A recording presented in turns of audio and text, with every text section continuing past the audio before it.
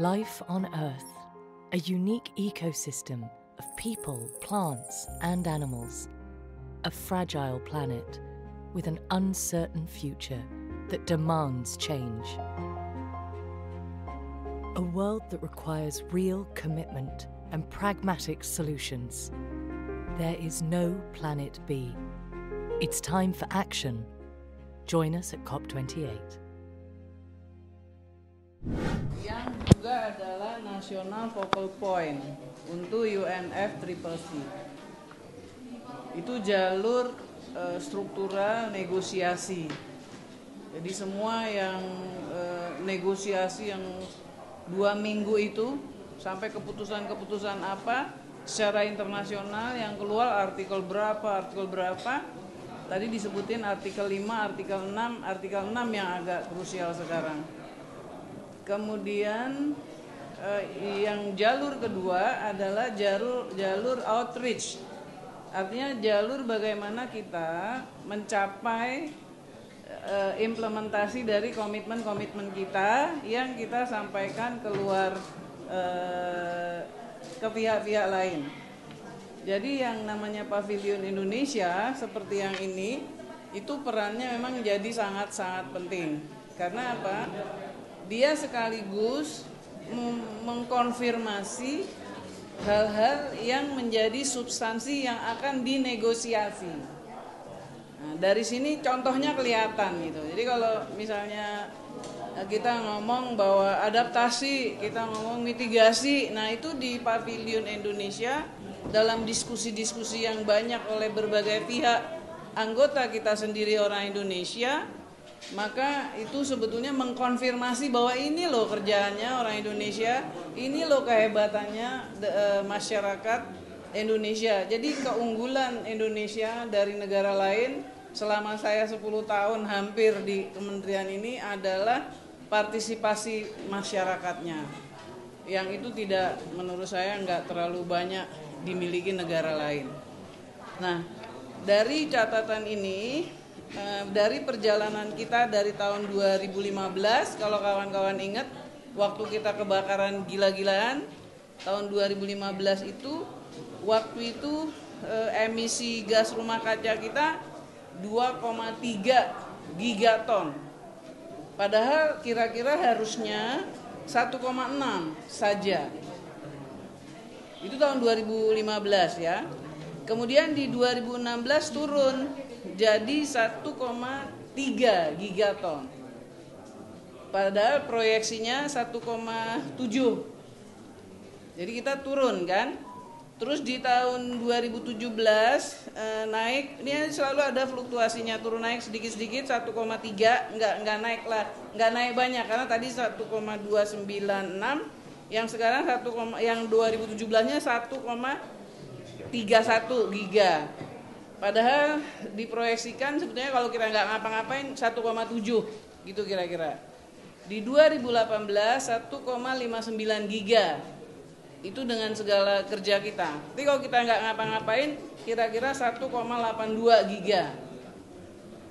Di 2019 kawan-kawan kan juga tahu kita mengalami masalah juga. Yang kebakaran cukup lumayan di Riau sama di Kalimantan Barat waktu itu, ya. Itu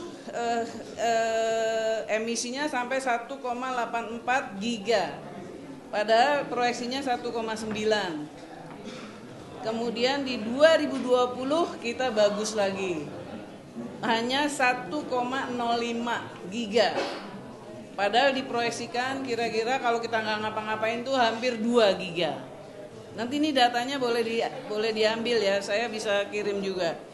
Kemudian di 2021 kemudian 1,141, 1,1. Jadi tadi kan 1,05, ini 1,14.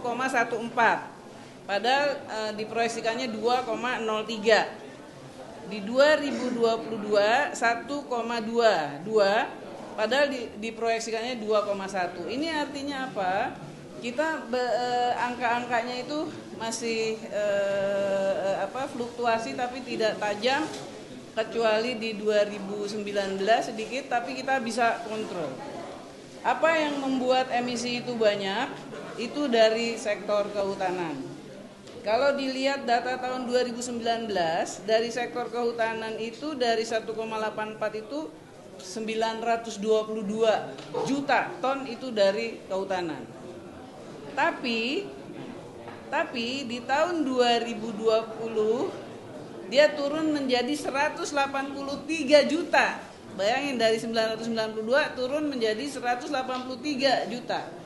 Itu yang sektor kehutanan. Saya nanti mau ngomong yang sektor energi, ya. Kemudian di tahun 2021 dengan situasi yang ada naik lagi jadi 2,4 dari 1,8. Kemudian di 2022 menjadi 2,2. Makanya waktu 2023 kemarin ini yang sekarang ini kita kebakaran terus kita jagain mati-matian semua pihak, Pemda, kemudian masyarakat peduli api, polisi, TNI, Manggala Agni itu gila-gilaan kerjanya sampai dirjen-dirjen juga turun ke lapangan sampai 2-3 bulan dirjennya di provinsi. Yang kemarin dijagain banget selama 2023 yang El Nino katanya itu Sumatera Riau udah duluan kita jagain karena dari bulan Maret dia udah mulai panas tapi kita kontrol jadi nggak ada apa-apa sampai di bulan November selamat dia. Kemudian Sumatera Selatan yang agak berat banget itu sampai kualitas udara juga jelek banget. Tapi di awal November minggu lalu saya ke sana dia sudah selesai, habis apinya. Kemudian Kalimantan Tengah, itu yang sangat rawan sama Kalimantan Selatan. Tapi bisa kita atasi, artinya apa? Sudah ada sistem yang mengatasi. Nah, dengan demikian, pada sektor kehutanan, forest and other land use, Indonesia berhasil sebetulnya mengelola dengan sistematis. Karena apa? Karena kita punya pengalaman banyak selama hampir 10 tahun, dan kemudian kita tuangkan di dalam konsep operasi yang namanya Volu Net Sink 2030. Artinya pada tahun 2030 itu nggak boleh lagi ada emisi dari hutan. Dia justru harus positif untuk membantu energi. Sekarang kita lihat angka sektor energi. Saya mau ambilnya dari 2019 saja. Emisi sektor energi itu pada tahun 2019 angkanya 636 juta ton. Di 2020 584, di 2021 595. Kenapa nih, tahu nggak? Covid. Ya kan? Covid ya, ada pengaruhnya. Nah, ketika di 2022 angkanya gila-gilaan 715. Naik tajam. Nah kawan-kawan, ini memang ada persoalan kalau energi. Kita nggak boleh marah, kita nggak boleh komplain berat sama energi. Kenapa? Karena kalau negara-negara maju, dia sudah selesai dengan kesejahteraannya dengan indikator energi di tahun 70-an. Nah sedangkan kita belum. Apa ukurannya? Ukurannya adalah misalnya pemakaian listrik per kapita per rumah tangga. Rata-rata Indonesia paling 1.100-1.200. Padahal yang tingkat sejahtera listrik itu harus di atas 5.400 watt. Nah, jadi saya juga selalu bilang di internasional kalau maksa Indonesia harus ancur-ancuran nekan energi itu akan berat karena rakyat juga harus sejahtera begitu. Ya. Nah, tapi ada tapinya nih. Pak Presiden kasih jalan. Kasih jalan tadi Bu Dirjen udah bilang walaupun masih terjadi perdebatan apakah dihabisin fosil fuelnya ataukah dikurangin. Begitu. Kalau dihabisin kan ntar kita nggak punya listrik. Rakyatnya baru 1.200-an, padahal harusnya yang ideal 5.400. Begitu kondisinya ya. Itu sebabnya kita Indonesia mati-matian ngeberesin yang kehutanan karena bisa nutup yang energi. Nah, tapi Pak Presiden sejak di Bali tahun lalu waktu Indonesia mimpin presidensi, beliau ngajak Amerika, Korea, Amerika, Jepang, mana lagi Bu Ami ya yang negara-negara partnershipnya JETP? Amerika, UK, Jepang, Korea, Denmark masuk ya. Nah itu diajak untuk mengatasi transisi energi ke EBT. Itulah yang disebut janji 20 miliar dolar itu. Nah sekarang masih kerja terus. Masih terus berproses, bolak-balik aktif lah Pak Menko Marinvest, Pak Luhut, Pak Erik dan lain-lain. Terus dengan Pertamina, dengan PLN itu dengan investasi.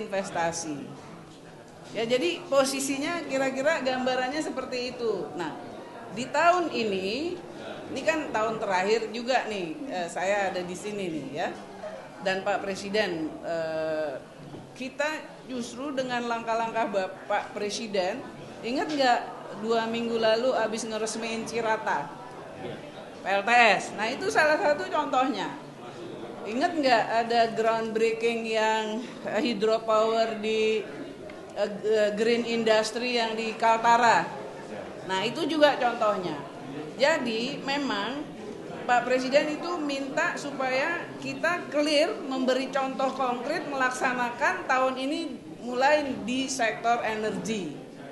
Sambil yang sektor kehutanannya terus dibagusin, dikuatin.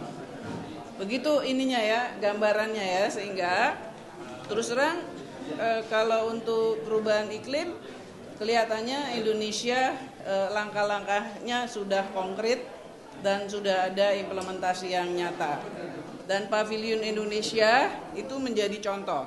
Kalau kawan-kawan nanti sempat beberapa hari mengikuti kegiatan dan diskusi-diskusi di Pavilion Indonesia, itu kelihatan banget bukti-buktinya. Kelihatan. Jadi kita nggak lagi seperti negara lain yang cuma bilang komitmen, cuma bilang ambisi. Nah, jadi di perubahan iklim ini negara-negara itu mengajak sebetulnya paling sedikit 43% harus diturunin emisi gas rumah kaca. Tapi kita Indonesia tahun 2021 itu bisa nurunin 52%. Tahun 2020. Terus 2021 angkanya di 40 sekian, 43 apa 40 berapa gitu. 40 pokoknya di atas 43. Di 48, 47 mungkin seperti gitu ya. Kemudian di tahun 2022 kemarin itu angkanya 42,6 apa 4 begitu.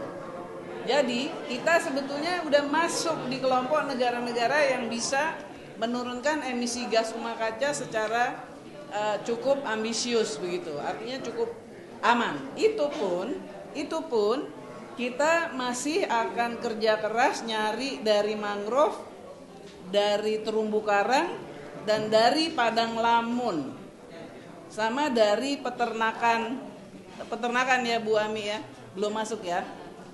Peternakan itu juga emisinya banyak, karena kotoran sapi. Satu kotoran sapi, sama di pertanian juga yang soal ngolah tanah itu. Kalau ngeluku, ngeluku, bajak itu juga ngebongkar itu juga emisinya juga besar. Nah ini sekarang kita lagi beresin sehingga kita dihitung angkanya akan lebih baik lagi dari sekarang yang 43,2% yang kita targetin. Jadi tahun depan akan kita dari hitungan yang udah ada kita akan putuskan pasti lebih dari 43,2%. Jadi konteks kekuatannya itu di situ ya. Tadi yang diceritain Bu Dirjen sama Pak Dirjen itu isi dari apa yang kita kerjakan di pavilion ini dan bagaimana tim Indonesia turun. Oleh karena itu menurut saya karena ini di Dubai dekat dan sudah dalam pola implementasi, kalau kawan-kawan media banyak yang hadir, dunia usaha banyak yang hadir, NGOs-nya juga banyak. Ini saya dapat laporan dari teman-teman pada saling ketemu. itu berarti memang kita sudah bekerja dan implementasinya berjalan. Juga ada kebutuhan untuk memberitahu kepada pihak lain untuk mereka bisa tertarik ke Indonesia.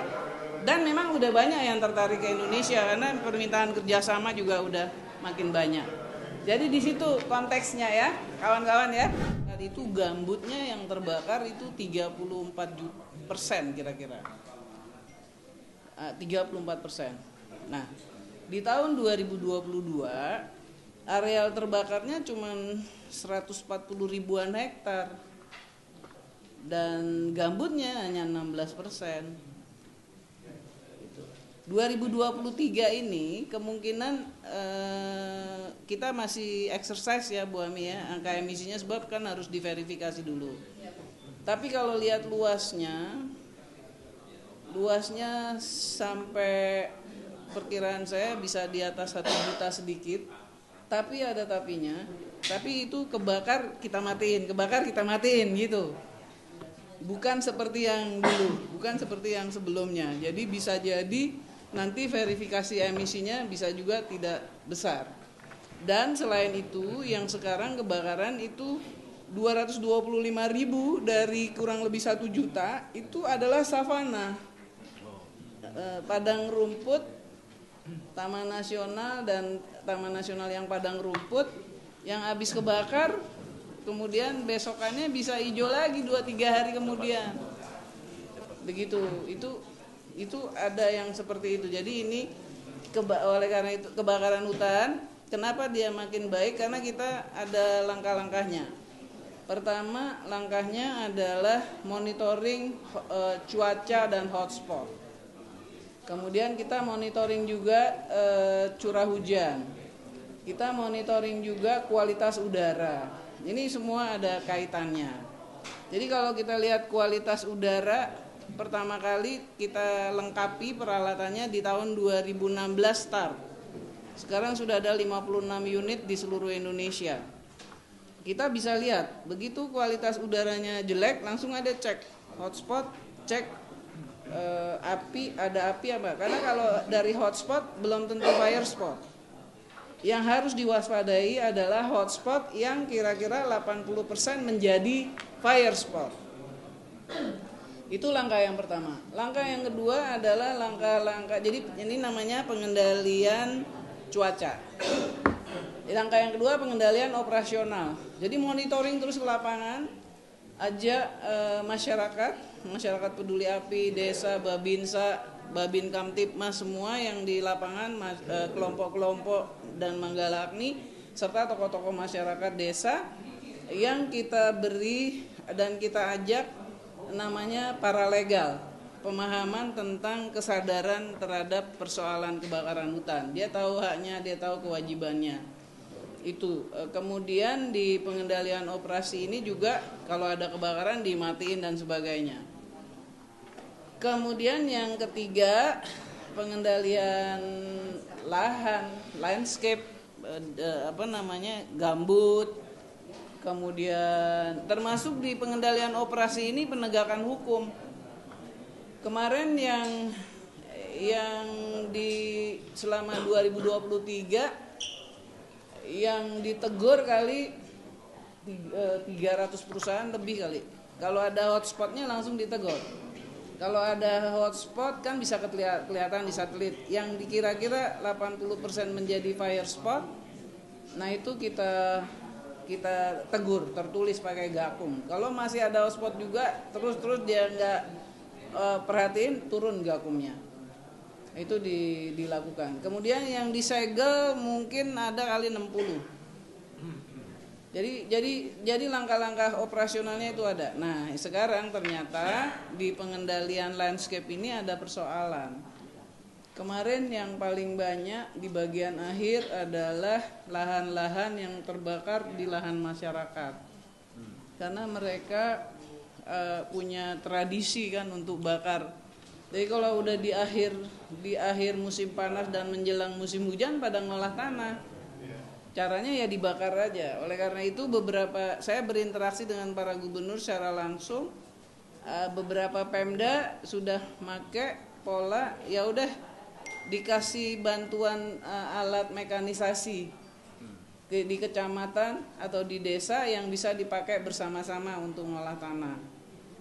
Itu tapi menurut saya masih belum lah. Saya lagi mikir kita akan intensifkan ini dalam koordinasi dengan lintas kementerian. Saya kan bukan Menteri Pertanian, saya kan Menteri Kehutanan gitu, mesti ngurusin gituan juga. Jadi kan mesti bersama-sama dengan yang lain gitu. Jadi pada bagian pengendalian landscape dan tradisi masyarakat ini yang masih harus diintensifkan, Mas Elvan. Dan ini harus ketemu caranya. Itu bagian pertama. Bagian yang kedua, kenapa saya optimis bahwa kita bekerja baik dan sudah mengimplementasikan aksi iklim, yaitu penurunan deforestasi. Yang pasti deforestasi kita dari tahun 2000 itu 3,5 juta satu tahun rata-rata, kemudian di tahun 2014 kira-kira 1,2 juta, sekarang udah tinggal 104.000. Iya, 104.000 hektar tahun 2022. Tapi nanti angkanya persis, nanti saya kasih yang di data ya, angka-angkanya ya supaya pas. Nah, jadi itu langkah-langkah itu yang paling penting. Tadi pertanyaannya Mas Elvan, harus berapa tahun sih gitu? Cukup nggak 10 tahun? Begini, saya kan birokrat ya aslinya ya. Saya mungkin hampir 13 tahun jadi sekretaris jenderal, dan dari kecil memang pegawai negeri itu, dan saya rata-rata bekerja dekat dengan pimpinan, sehingga saya nontonin juga bagaimana dia pusing, bagaimana dia mengambil keputusan cepat. Itu saya pelajari dari pengalaman. Kita kalau mau lihat siklus kebijakan itu kira-kira antara 6 sampai 8 tahun. Karena mulai dia dipikirin, diajak diskusi ke orang, diformulasikan, diuji coba, diterapin, dikerjain ke ruang publik, kemudian feedbacknya masuk lagi, dievaluasi lagi, itu ketahuan deh ini bener apa enggak, ini harus dievaluasi apa enggak gitu. Nah itu kira-kira sih antara 6-8 tahun deh. Jadi menurut saya sekarang gilirannya evaluasi nih Mas Elvan. Saya tadi lupa ngasih tahu yang pengendalian cuaca tadi, ada yang paling penting yaitu teknik modifikasi cuaca, hujan buatan. Termasuk apakah udah benar misalnya hujan buatan itu, ataukah apakah sudah benar kita hanya konsentrasi di mitigasi. Tadi Bu Dijan bilang ada adaptasi yang kurang amat populer begitu ya. Tapi sebetulnya ada di sekeliling kehidupan kita sehari-hari. Kan adaptasi itu contohnya gini ya. Kita kan tahu ada padi ladang, ada padi rawa, ada padi sawah. Itu sebetulnya persoalan adaptasi gitu. Ada hal-hal yang seperti itu.